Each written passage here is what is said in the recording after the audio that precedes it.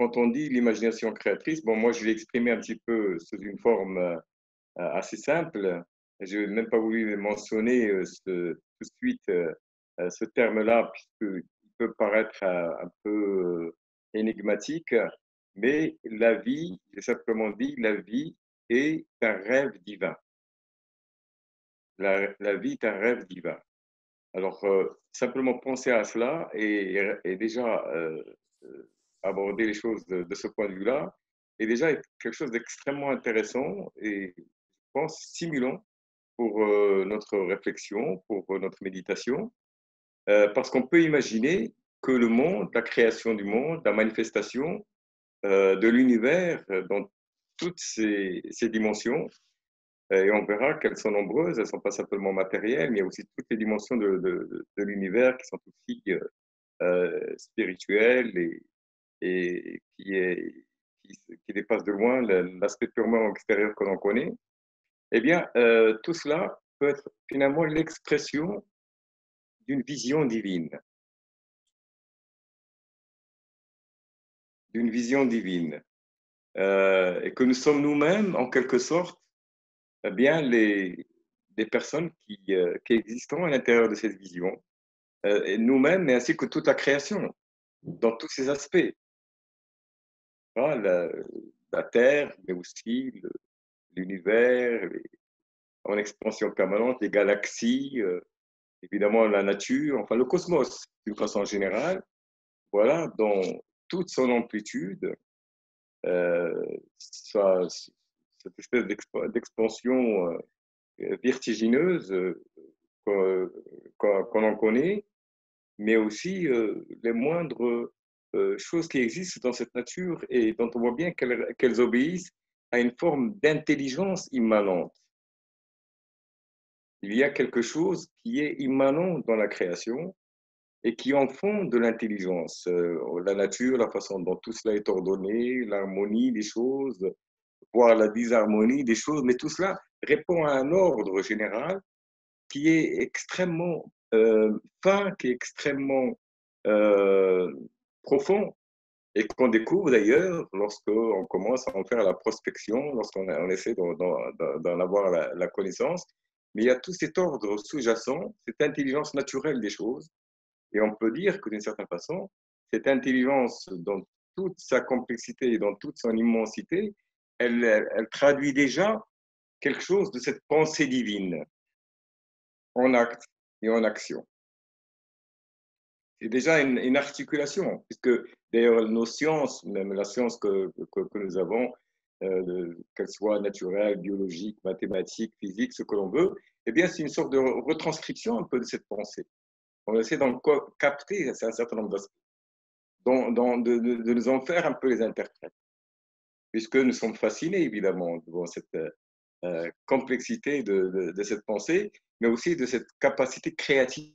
Et donc, il y a là quelque chose qui est de l'ordre d'une pensée. Eh bien, certes, il y a bien sûr l'idée d'une pensée. D'ailleurs, c'est ce que dans les philosophies euh, antiques, n'est-ce pas, les philosophies grecques, par exemple, et puis ensuite néoplatoniciennes, et puis ensuite qu'on retrouve un petit peu dans les différentes formes des religions, il y a cette idée du logos. Le logos, c'est la pensée universelle qui s'exprime dans l'existence. Hein. D'ailleurs, d'une certaine façon, c'est aussi dans la tradition chrétienne l'idée du verbe, puisque le verbe ne va être qu'une traduction aussi chrétienne de la notion du logos où on voit bien qu'il y a à la fois langue, logique, donc quelque chose aussi qui s'articule un peu comme un verbe et qui est à l'origine, qui est au principe même de l'existence. C'est qu'on voit qu'il y a des racines communes à toutes ces sagesses. Elles convergent toutes vers la même réalité, parce qu'elles décrivent toute cette réalité-là, précisément, avec des déclinaisons différentes, avec des expressions différentes, mais elles renvoient fondamentalement au même principe, au même symbolisme et au fait selon lequel il y a une forme d'intelligence universelle extraordinaire qui se déploie dans toute l'existence et dans toutes les dimensions de l'existence.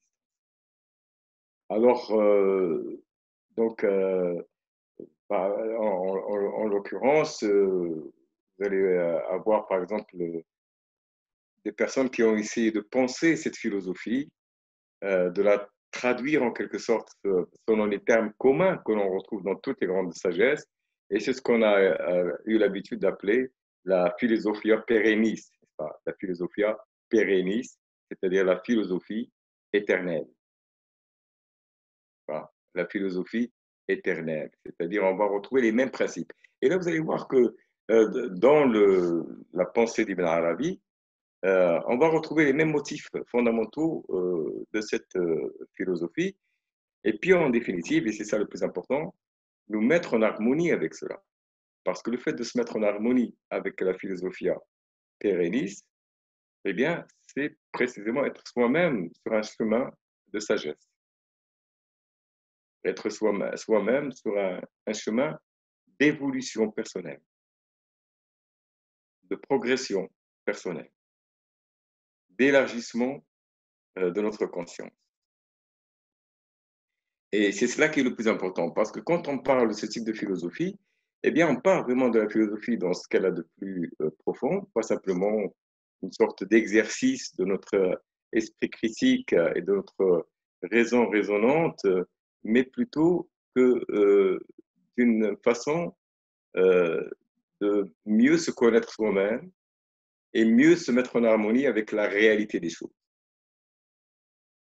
Et ce niveau-là, qui est ce niveau du monde des symboles, il est le niveau qui vient juste avant donc le monde de la création du monde sensible, tel qu'on le connaît. Donc, d'une certaine façon, il est intermédiaire entre le monde sensible tel qu'on le connaît et le monde spirituel, informel, au-delà de toute forme, et le monde divin, évidemment. Mais ce qui est très intéressant, et ce sont différents niveaux de ce qu'on peut appeler l'effusion, de ce qu'Ibn Arabi appelle l'effusion sacro-sainte, c'est-à-dire une sorte de cercle qui, chaque fois, va effuser sur un autre niveau de conscience de la création.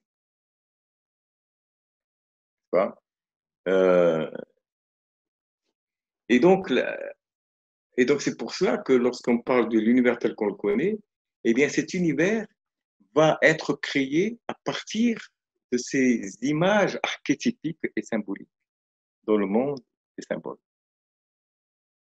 Et on comprend mieux, qu'en disant cela, on comprend mieux, par exemple, ce que voulait dire Platon lorsqu'il parlait des idées et des archétypes des idées, n'est-ce pas? Euh, euh, donc, du ciel des idées, qui est lui-même pour lui une plus grande réalité que le monde sensible, et dont le monde sensible ne sont finalement que des reflets. Parmi les processus un peu de transformation de soi, eh bien, par le fait même que nous soyons nous-mêmes que l'expression de quelque chose d'archétype spirituel, chacun dans sa singularité est l'expression d'une combinaison d'archétypes d'idées spirituelles, avec lesquelles il va tâcher de rentrer en contact.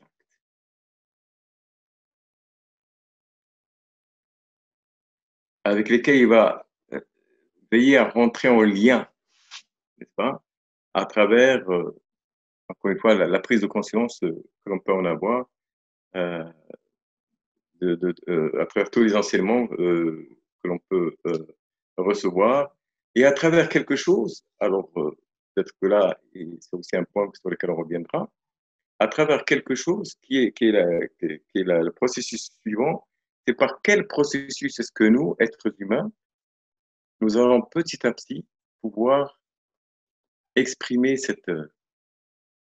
si je peux dire, création à rebours, c'est-à-dire nous-mêmes retrouver en nous ce processus de création qui est en œuvre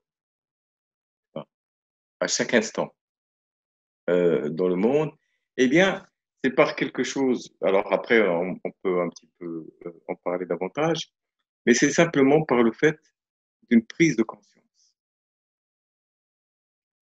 Alors, c'est une prise de conscience, mais continue, c'est-à-dire que ce n'est pas une prise de conscience une fois pour toutes. C'est un processus de conscience qui s'approfondit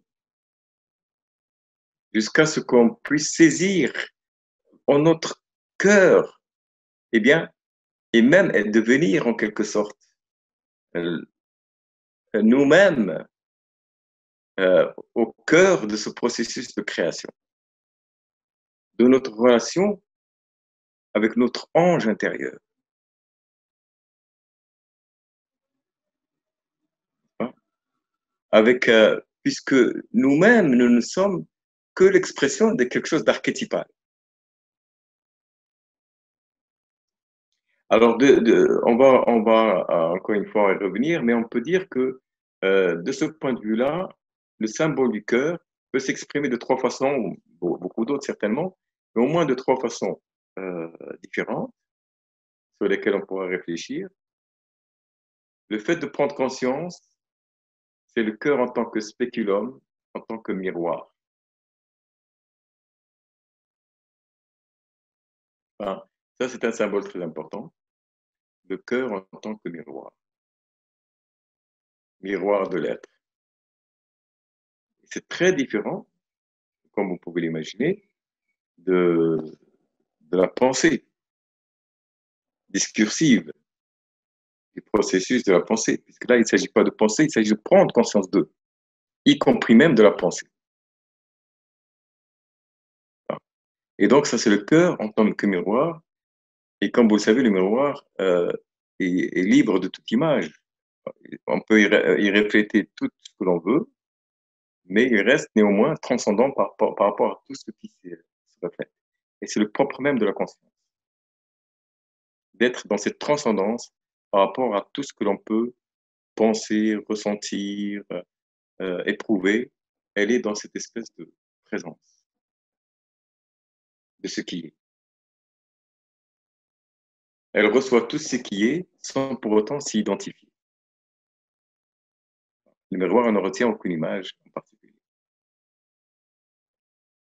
Donc il y a cette conscience pure, et ça c'est le cœur en tant que spéculum, en tant que miroir. Il y a ensuite, ça c'est quelque chose que nous avons souvent aussi évoqué, et qui existe aussi très fortement dans la tradition chrétienne, le cœur en tant que coupe, en tant que calice.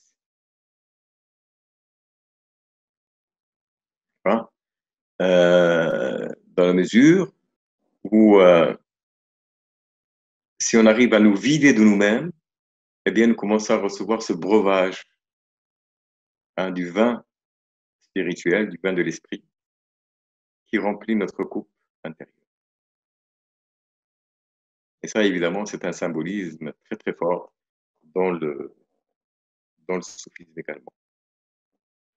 Et puis alors, on pourrait peut-être prendre une troisième spécification, archétype, c'est le cœur en tant que flamme, en tant que feu, dans la mesure où il exprime ce désir divin dont on a parlé tout à l'heure. Cette énergie aussi de créativité qui accompagne ce désir divin. Donc le feu, c'est ce qui transforme, c'est ce qui transforme, qui annihile et transforme un peu ce qui touche.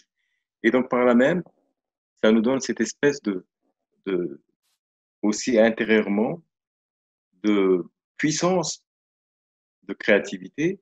Et cette créativité d'ailleurs, elle peut s'exprimer de plusieurs façons. Dans l'univers mystique et spirituel, cette créativité, elle est fondamentalement orientée vers le fait de se rapprocher autant que possible de la source divine. Mais en tout cas, dans le, voilà, euh, cette créativité même, et on le verra, a pu être aussi à l'œuvre pour s'exprimer en tant que tel, dans la créativité aussi de l'art. Quand c'est un art inspiré, quand c'est un art qui se nourrit de toute cette inspiration, du point de vue de cette métaphysique d'Ibn Arabi dont nous avons parlé, le monde imaginal non seulement a une présence totalement objective et réelle, mais il englobe le monde sensible dans lequel nous nous trouvons. Il en est un peu le, le-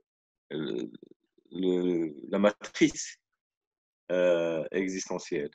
Et c'est à partir du monde imaginal que se crée le monde qui est le nôtre, le monde sensible. Donc les symboles ont une réalité par eux-mêmes. Une réalité dans le même sens que il y a des réalités dans notre monde sensible, mais je dirais même un degré de réalité encore plus grand, plus profond, plus fondamental. Euh, Cependant, bien sûr, pour pouvoir percevoir ce monde-là, il faut travailler et travailler cette vision intérieure, cette vision du cœur, et être à même à un certain moment de contempler cette, cette présence archétypale et ces symboles qui sont révélateurs d'une réalité spirituelle, hein, qui véhiculent une certaine réalité ou un certain enseignement spirituel. Alors, évidemment, ceci dit, tout cela pour répondre à la raison même dernière et la finalité même dernière de notre existence sur Terre, et qui est celle d'élargir dans toute la possibilité qui peut être la nôtre, notre niveau de conscience, d'élargir, d'approfondir notre niveau de conscience jusqu'à ce que le cœur devienne, comme je l'ai dit, l'œil intérieur par lequel le divin se contemple lui-même. Donc le divin se rencontre en nous, n'est-ce pas? Il se rencontre lui-même en nous et réalise le vœu et la finalité dernière de l'existence, qui est de se rencontrer en nous, de se connaître par nous. C'est-à-dire avant le 1, il y a un peu ce qu'on pourrait appeler le non manifesté, c'est-à-dire l'état de trésor caché, le non-être, ce que la divinité en elle-même, ce qui évidemment ne peut plus être pensé ni même représenté sous une forme quelconque. Donc, si vous voulez, je reprends ça un petit peu pour la multiplicité des états de l'être. Ça vous permet de se représenter un petit peu les choses d'une façon, si je puis dire, schématique. Alors, bon, il y a un certain niveau, et c'est celui dont nous parlions tout à l'heure, où il y a ce monde intermédiaire, l'imagination créatrice, qui est la matrice à partir de laquelle le monde sensible est créé, c'est-à-dire le monde des archétypes. Non pas des archétypes divins, attention, pas des archétypes divins. Parce que les archétypes divins, c'est encore un niveau plus élevé. Non, on descend dans la création. Je vous avais parlé des 5 ou bien des 7 degrés de monde qui s'emboîtent en quelque sorte, depuis le monde divin jusqu'au monde spirituel, jusqu'au monde imaginal et jusqu'au monde, jusqu'au monde sensible. Et avant le monde divin, il y a le non manifesté, donc 5 réalités comme ça. Eh bien, entre le monde sensible, c'est-à-dire celui de notre humanité, de la création, du cosmos matériel que l'on connaît, et le monde spirituel, il y a le monde imaginal, le monde qui nous permet de déchiffrer le monde, de le décrypter. Voilà. Et c'est là où il y a un certain nombre donc, de mythes, un certain nombre de symboles, un certain nombre de récits. C'est une création permanente. L'imagination divine crée le monde à chaque instant et le recrée à chaque instant. C'est pas une création comme ça, une bonne fois pour toutes, ou qui se fait dans le temps. L'impression que c'est quelque chose qui est linéaire dans le temps et qu'il y a un effet de cause, d'effet, tout ça, n'est qu'une impression extérieure. En réalité, chaque chose est recréée totalement et complètement à chaque instant.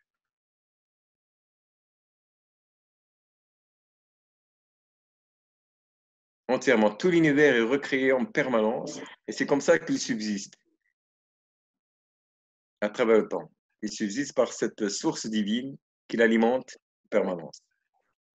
Or, c'est ça qui est très intéressant dans le processus même de création humaine, parce que dans la mesure où nous sommes en adéquation avec cette réalité divine, eh bien nous-mêmes, on va être dans une sorte de prise de conscience de l'instant et, et toute création véritable, elle ne se fait toujours que dans un instant. C'est toujours quelque chose qui fuse.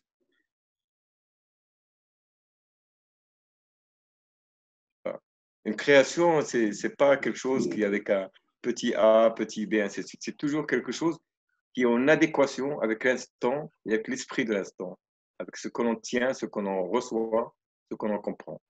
Donc, nous sommes d'une certaine façon comme nous sommes dans une prière réciproque, la prière de Dieu et la prière de l'homme qui se rencontrent, nous sommes aussi dans une créativité et une création réciproque. Hein. La création à chaque instant et nous-mêmes, nous rentrons en harmonie avec cette créativité dans la mesure où nous ne nous inscrivons pas simplement dans le temps historique, dans le temps linéaire, mais nous nous inscrivons dans l'instant, dans l'instant. Et l'instant ne peut être jamais autre chose qu'une prise de conscience. Ce n'est pas quelque chose que l'on peut quantifier. C'est une prise de conscience. Et en réalité, si on prenait conscience d'une façon totale de l'instant, on serait dans l'éternité.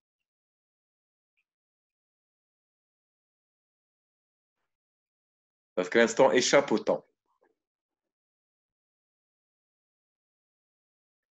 Plus on va être en affinité, en harmonie avec cette présence divine, plus va se révéler une certaine façon d'être, de mener sa vie, d'être, d'être inspiré, de vivre, de s'émerveiller, de, d'être comblé par tout ce qui nous entoure, par toute cette lumière qu'on ne voit pas toujours, mais qui peut euh, évidemment alimenter notre vie et nous donner des réjouissances sans fin.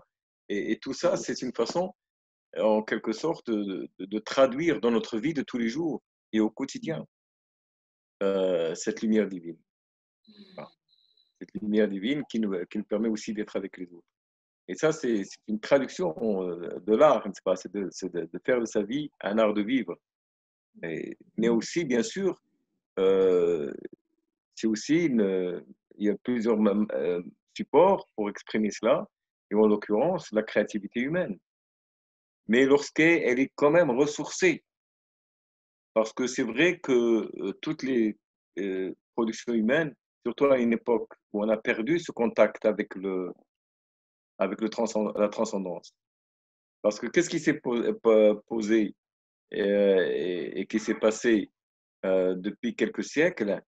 C'est qu'on a perdu ce monde imaginal. Il n'y a plus que le monde spirituel et le monde sensible. Il n'y a plus cet intermédiaire, cette passerelle entre les deux. Hein.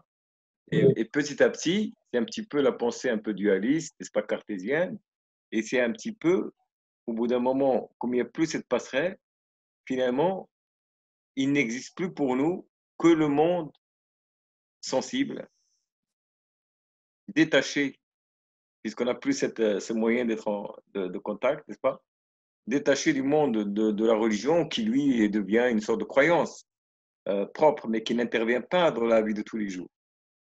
Dieu est dans une créativité permanente. pas. La créativité se renouvelle à chaque instant. Donc, on peut créer des œuvres très différentes et des œuvres qui peuvent être passionnantes pour l'humanité aujourd'hui, pour éclairer ce qui se passe, pour alimenter notre esprit, pour cette créativité touche notre singularité. C'est en cela où il y a cette créativité divine, cette multiplicité de miroirs. C'est aussi une façon de Dieu de se connaître, de se révéler à travers des miroirs très différents. Donc, y compris à travers des expressions artistiques et conceptuelles et poétiques extrêmement différentes. Comment cela peut nous apprendre et nous aider à vivre au quotidien. Voilà. Comment est-ce que ça peut nous faire grandir humainement? Comment est-ce que ça peut finalement donner un sens à notre vie? Et on le voit bien, en particulier par les temps qui courent, que une des grandes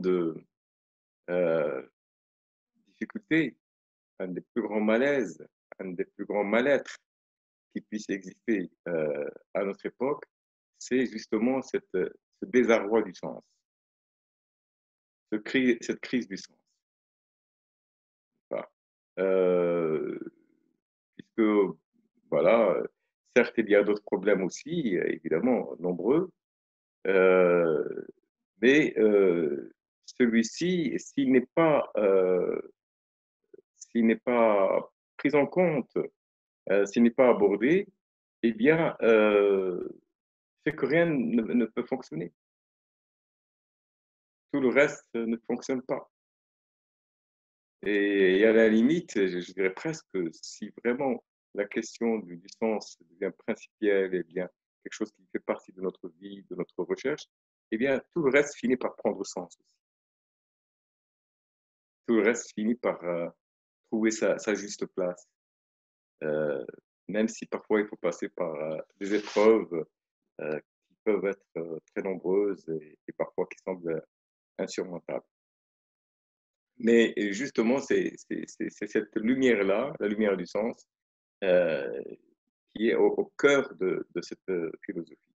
Alors, que nous dit cette philosophie? Eh bien, si on reprend un petit peu le symbolisme d'Ibn Arabi, c'est pas simplement le logos, c'est pas simplement le verbe, mais c'est aussi l'imagination de Dieu.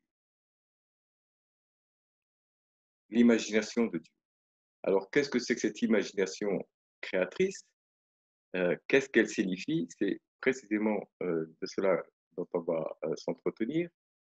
Et pour cela, il faudrait revenir à quelques éléments, là aussi, qu'on va trouver chez Ibn Arabi, comme chez d'autres personnes qui ont abordé ces questions-là, et qui est que au départ, il y a cette attitude ou bien cette réalité euh, de ce qu'on peut appeler euh, l'état de non-manifestation de cette réalité divine. C'est l'état du non-être. Le non-être, ça ne veut pas dire le néant, ça veut dire le non-manifesté, l'être en tant qu'il n'est pas encore manifesté. Alors, l'état de non-être, c'est-à-dire la divinité avant qu'il n'y ait aucune manifestation, donc dans son état d'inconnaissance absolue. Et puis, il y a un désir, en quelque sorte, un désir profond. Les soufis, dans leurs expressions parfois poétiques, vont parler même d'une nostalgie profonde, du non-être, c'est-à-dire de l'état de divinité dans son état d'inconnaissance, à être connu. Il y a une volonté du non-être à être connu. Mais être connu par qui? Puisqu'il n'y a rien d'autre. Mais par lui-même. Hein, il ne peut rien avoir en dehors de l'infini. Il n'y a pas de limite, il n'y a pas quelque chose qui puisse exister en dehors de cet non-être en lui-même. Mais donc, finalement, forcément, du fait d'être connu par lui-même. Et pour cela, il va alors, toujours pour prendre un peu une expression, parce que c'est simplement une façon d'exprimer les choses. Mais on comprend bien que ce qui est important, c'est que cela décrit, n'est-ce pas? Et c'est que cette nostalgie va créer une espèce de soupir et d'exaltation, n'est-ce pas? Et d'exhalation, si je peux dire, une sorte de nuée, hein, de nuée euh, extraordinaire qui est la manifestation de, de l'existence, de l'univers dans toutes ses dimensions, de tout ce qu'on peut imaginer, depuis les plus hautes sphères des anges, les plus éperdus d'amour, jusqu'à la moindre euh, feuille de paille ou de poussière d'étoiles perdues dans les univers. Pas? Et donc, il y a une exaltation, une exhalation, une espèce de soupir ou d'expire divin, d'expire, qui va, et d'ailleurs, qui va précisément être ce que Ibn Arabi va appeler un nuage de miséricorde. C'est la matrice principielle et universelle de toute la création, de tout l'univers, qui va sortir de ce non-être divin. Mais comme ce non-être n'a rien qui puisse exister en dehors de lui, donc tout ce qui existe ne fait qu'exprimer cette réalité divine. N'est rien d'autre qu'une expression et une manifestation de cette réalité divine.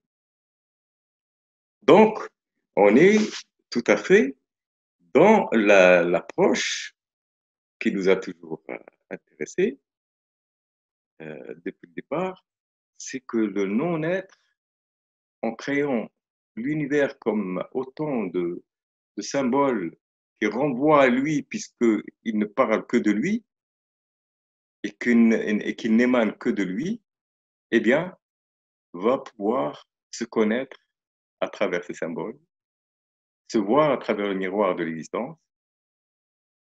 Et inversement, n'est-ce pas, chacune de ces créatures va pouvoir, en lisant ces symboles, en interprétant ces symboles, revenir à l'origine des choses. Et donc là, il y a quelque chose qui est euh, très intéressant. Il y a une dialectique qu'on va retrouver tout au long de cet échange qu'on va avoir aujourd'hui.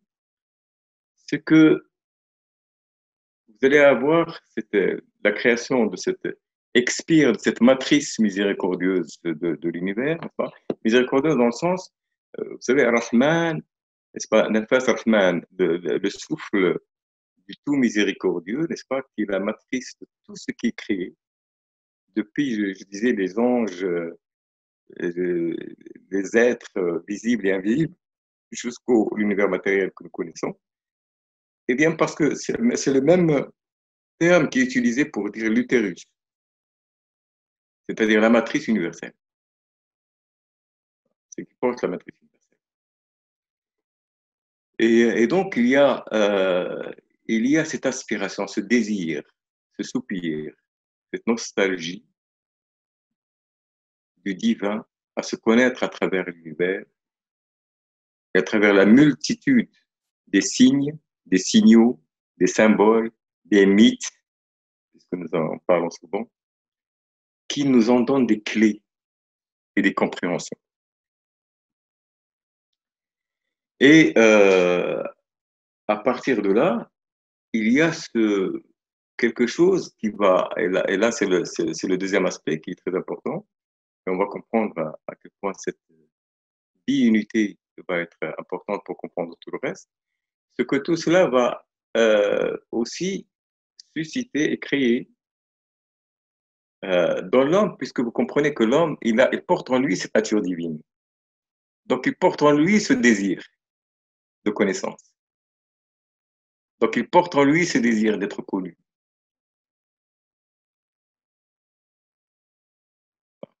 Et donc, ce désir va s'exprimer. Alors, au début, on en est plus ou moins conscient. On en est même plus ou moins plutôt inconscient.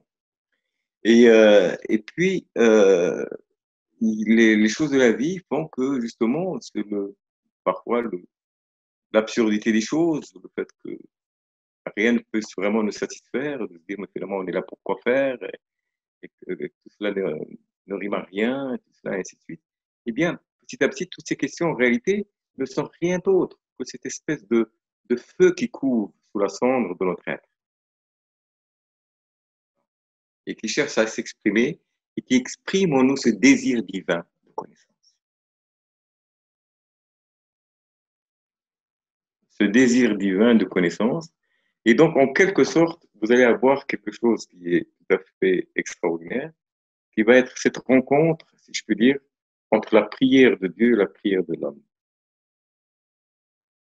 Enfin, le désir de l'être divin à être connu et le désir de l'homme, n'est-ce pas, à connaître Dieu finalement, à se connaître lui-même en connaissant Dieu et qui se renouvelle en chaque instant dans cet univers. Mais il y a aussi ce désir divin et si je peux dire, cette volonté d'amour de Dieu à être connu. Donc il y a quelque chose qui est aussi à l'intérieur de tout cela, qui n'est pas simplement d'un ordre, si je peux dire, d'intelligence, si je peux dire comme ça, de l'esprit, mais qui est aussi que par cet amour, les choses tiennent ensemble. On a parlé de miséricorde, la matrice de miséricorde, c'est un point très important. Hein, et qu'on voit, bien sûr, le monde est plein parfois d'obstacles, d'épreuves, mais enfin, il y a cette miséricorde globale, euh, totale, qui tient les choses entre elles. L'approche purement, si je peux dire, rationnelle que l'on peut avoir des choses, de décrypter le monde, de comprendre un peu la façon dont il fonctionne, et l'approche spirituelle qui va être à la fois une compréhension, si je peux dire, euh, par l'esprit, mais aussi par le ressenti. Quand je dis esprit, entre guillemets, j'entends l'intellect, enfin, mais aussi par le ressenti, par le fait qu'on va ressentir ce désir divin s'exprimer en nous d'une façon sourde et profonde, au point qu'il va nous saisir, au point qu'on va être à son écoute en permanence, autant que possible, au point qu'il va devenir, en quelque sorte, le poids de notre être intérieur. Parce que c'est ça qui correspond à notre être le plus profond.